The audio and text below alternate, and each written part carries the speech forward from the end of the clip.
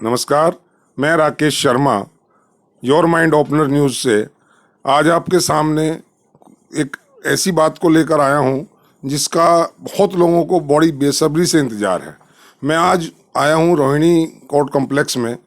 मैं आपको बता दूं कि 26 मार्च 2021 को यहां बार एसोसिएशन के चुनाव होने हैं और इन चुनावों को लेकर बहुत ही सरगर्मियां हैं, बहुत गहमा गहमी है और हर कैंडिडेट जो भी खड़ा है, जिस भी पोस्ट पर खड़ा है, वो दावा कर रहा है कि ही इज़ द बेस्ट। वो अपने आप को बेस्ट शो कर रहा है। बेस्ट है या नहीं ये लोगों के नज़रों में आएगा। उनका क्या काम पीछे रहा है, क्या वो करने वाले हैं, ये टाइम बताएगा। इसी सिलसिले में हम आज कुछ लोगों से बात करेंगे और मैं सबसे पहले आपको लेकर चलूँगा जनरल सेक्रेटरी की पोस्ट के ऊपर जो कॉन्टेस्ट कर रहे हैं श्री सत्यनारायण शर्मा जी, जो यहाँ पर पहले भी रह चुके हैं। पहले भी वो बार एसोसिएशन में अपनी सेवाएं दे चुके हैं और एक बार फिर वो इलेक्शन में आ रहे हैं और न केवल अपने आप आ रहे हैं बल्कि लोग उन्हें ला रहे हैं।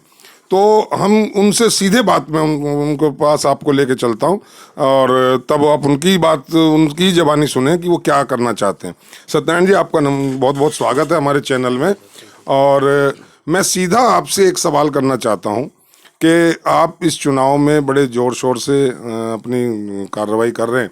मेरा एक सवाल सिर्फ ये है कि आम आदमी की तरफ से मैं एक बात पूछना चाह रहा हूँ कि आपको ही क्यों वोट दें लोग, आप ही को क्यों सेलेक्ट करें, दूसरे जो आपके और कैंडिडेट्स हैं इसी पोस्ट पर उनको क्यों ना दें। तो आप ऐसा क्या स्पेशलिटी आप महसूस करते हैं कि आप आएंगे तो ये चीज़ हो सकती है और आप नहीं आए तो ये चीज़ें शायद जो पहले भी नहीं और आगे भी नहीं होंगी। आप बताएं। थैंक यू शर्मा जी। मेरा इस पे कहना ये है कि मैं जब पहले भी सेक्रेटरी था और बार ने मेरे को एक ह्यूज मार्जिन से मेरे को मैंडेट दिया था बार को लीड करने के लिए, उस वक्त पे हमारे पास बहुत सारे चैलेंजेबल वर्क थे, लाइक अलॉटमेंट ऑफ चैम्बर्स। उस वक्त पे हमने प्रेफरेंस दी यंगस्टर्स को और यंगस्टर्स को प्रेफरेंस देने के बाद यहाँ पे मेरे ख्याल से रोहिणी कोर्ट एक पहली ऐसी कोर्ट है जिसमें सबसे ज़्यादा यूथ को चैम्बर अलॉट हुए। आज भी मेरा कंसर्न ये है कि उसके बाद से वो प्रोसेस जहाँ पे रुक गया था वो वहीं पे रुका हुआ है। उसके बाद से 2013 में अलॉटमेंट हुई थी, 2013 से नाउ 2021 इज़ गोइंग ऑन और तब से लेके आज तक कोई सिंगल अलॉटमेंट, सिंगल इस पे कोई फ्रेश लॉयर्स के लिए कोई सीट, चैम्बर्स, इस पे कोई इनिशिएटिव नहीं हुआ।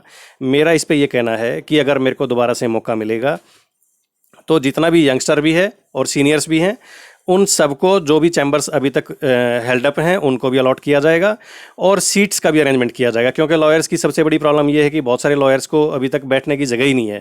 जगह नहीं है तो उनको अपना काम करने के लिए डिफ़िकल्टी होती है। मैं इस प्रॉब्लम को बड़े अच्छे तरीके से समझ रहा हूँ कि since I believe in this situation, और मैं क्योंकि ग्रास रूट से बिलोंग करने वाला आदमी हूँ, फर्स्ट जनरेशन लॉयर हूँ, इन चीज़ों को बड़ा मैंने माइन्यूटली समझा है। तो आगे भी यंगस्टर्स को और सीनियर्स को, इन सब को मिला के कोऑर्डिनेट करके एक चैम्बर्स की और सीट की इस प्रॉब्लम को रिजॉल्व करने के लिए हम एफर्ट्स करेंगे।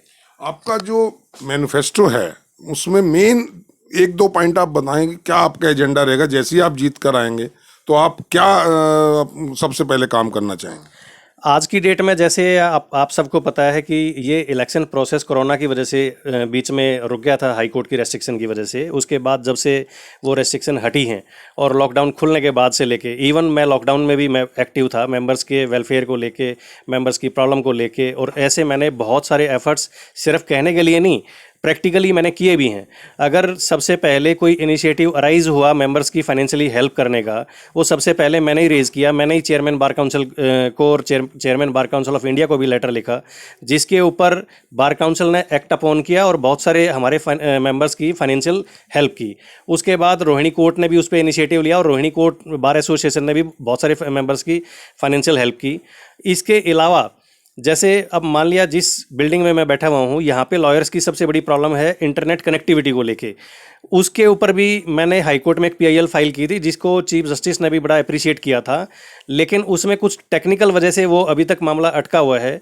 आप बिल्डिंग में अगर ऊपर जाके देखेंगे, किसी के चैम्बर में फ़ोन लगाएंगे तो किसी का फ़ोन लगेगा, किसी का नहीं लगेगा। उस पर मेरा कंसर्न है और ये एक मैंने प्लान लेआउट कर रखा है कि अगर मेरे को दोबारा से सेक्रेटरी बनने का मौका मिला तो ये मेरा कन्फर्म एक तरह से प्रॉमिस है मेंबर्स को कि पूरी चैम्बर की बिल्डिंग के अंदर फ्री वाईफाई और free intercom chamber to chamber, और ये सारी चीज़ें मैं प्रोवाइड करने की मैं कोशिश करूँगा। कोशिश क्या, बिल्कुल करवाऊंगा। ऐसा तो नहीं जीतने के बाद लोग आपको ढूंढते रहे और आपके पास टाइम ही ना हो मिलने का लोगों से?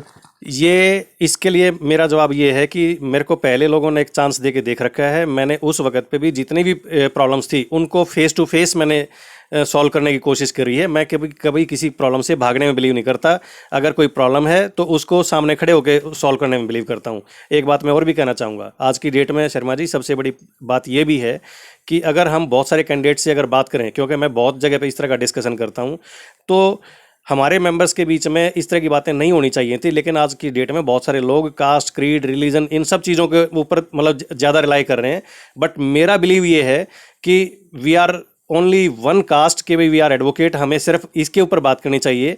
हमें मेंबर्स का वेलफेयर क्या करना है, हमें इन चीज़ों पे डिस्कशन करना चाहिए कि ना कि हम कास्ट, क्रीड, रिलीजन इन सब चीज़ों पे जाए। काम के ऊपर वोट मिलनी चाहिए, ना कि कॉस्ट के ऊपर। बिल्कुल ठीक आपने कहा।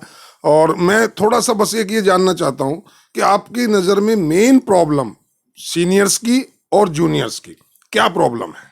सर, एक तो सबसे बड़ी प्रॉब्लम ये है कि अगर कोई फ्रेशर आता है, सपोज एक दिन मैं भी आया था तो मैंने भी कोर्ट में खड़े हो गए, क्योंकि I am the first generation lawyer, तो मेरे को भी फील हुआ कि मैं कहाँ जाऊँ, मैं किसके पास जाऊँ। आज की डेट में भी वो प्रॉब्लम है। अगर कोई फर्स्ट जनरेशन लॉयर है, उसकी सबसे बड़ी प्रॉब्लम यही है कि भाई वो किसके पास जाए, जहाँ पे जा रहा है वो सेफ़ है या नहीं है, उसको एक हेल्दी एटमॉस्फेयर मिल रहा है या नहीं मिल रहा है।